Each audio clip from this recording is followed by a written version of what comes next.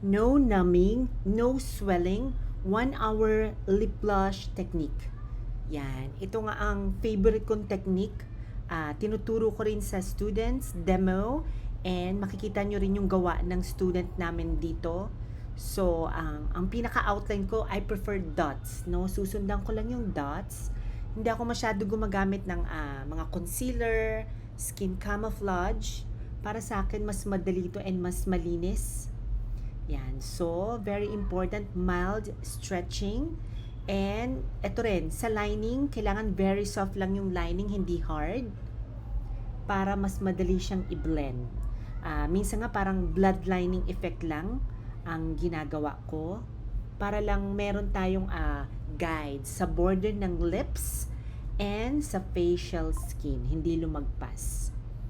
Yan. And kailangan dito is magaang ang kamay kasi nga 'di ba manipis ang skin lips natin and with good pressure para pumasok pa rin ang pigment sa second layer ng skin, sa dermis.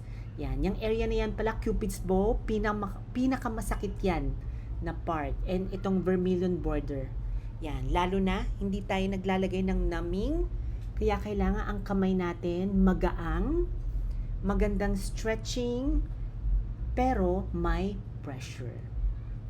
Yan. So, favorite kong needle ngayon for lips is 9RS. 9 needles with round shader. Yan.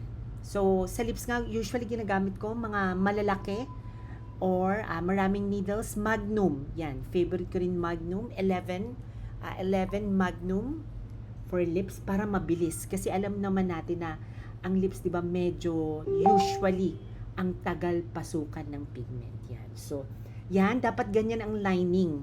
No, almost invisible. Wag kayong gumagawa ng line, nakitang-kita, hard line, hindi siya maganda. And hindi na rin kasi uso nga yung lipstick or lip liner effect. And alam niyo naman sa result, di ba, ng lip procedure, usually, natitira nga yung sa may border area, yung sa loob madaling mag-fade kasi mas nagagamit natin yung sa inner part ng lips.